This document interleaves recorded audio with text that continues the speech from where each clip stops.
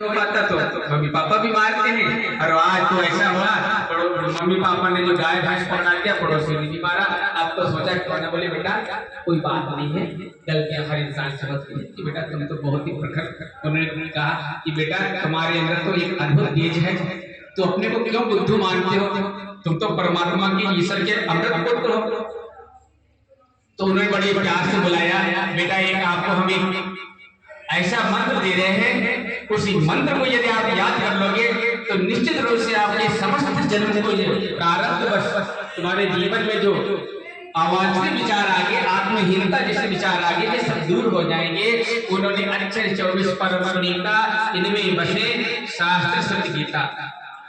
यही कहते हैं गायत्री मंत्र जब बोलते हैं तो रामचंद्र मानस की जो चौपाइयां हैं, जो श्लोक है, सारी रामायण कहते हैं जो लाभ होने मिलने वाला होता है रामायण पढ़ने से, वो गायत्री मंत्र पढ़ने से उस रामायण का फल मिल जाता है।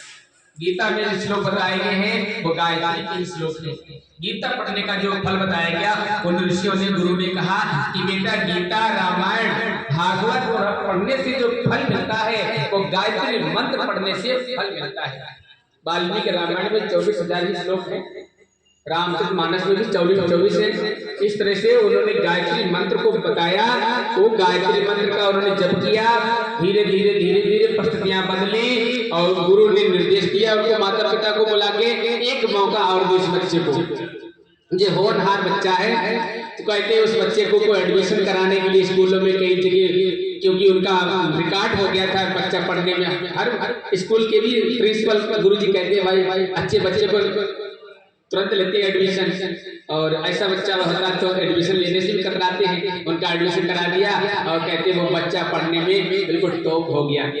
उसने धीरे धीरे कहते हैं ना, उसने लघु कौमुदी, आपने देखा होगा, वो बच्चा श्रद्धानंद के नाम से आर्य समाज का प्रवर्तक, आगे चलकर उसने गायत्री का प्रचार प्रसार किया।